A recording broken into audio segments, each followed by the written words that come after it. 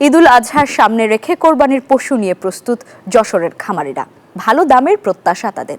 প্রাণী সম্পদ অধিদপ্তর জানিয়েছে, এবছর যশোরের চাহিদার তুলনায় উদ্বৃত্ত রয়েছে পশু, দামও থাকবে ক্রেতার নাগালে।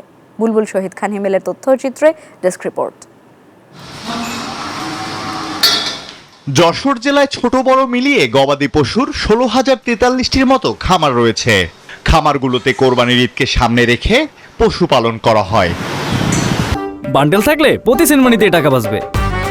বিকাশ সেনমানি বান্ডেল কিনে জিতুন প্রতি লেনদেনে। এবারের কোরবানি উপলক্ষে গত বছরের তুলনায় গরুর সংখ্যা বেড়েছে। খামারিরা জানান, প্রাকৃতিক ও সুষম খাদ্য দিয়ে গরু লালন পালন করেন তারা।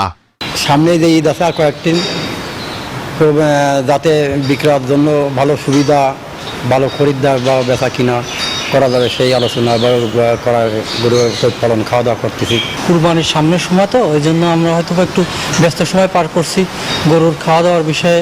বছরটা হলে কুরবানির দিকে তাকায় বসে থাকি, যে গরুগুলো আমরা লালন পালন করতে যাচ্ছে, কুরবানির বিক্রি করে আমাদের খরচটা এবং লেবার খরচটা এবং যে কস্টিংটা যাচ্ছে সেগুলো যাতে ওঠে, আমাদের কিছু লাভবান হতে পারি। প্রাণী সম্পদ অধিদপ্তর জানিয়েছে, যশোরে এবছর চাহিদার তুলনায় বাড়তি কোরবানির পশু রয়েছে।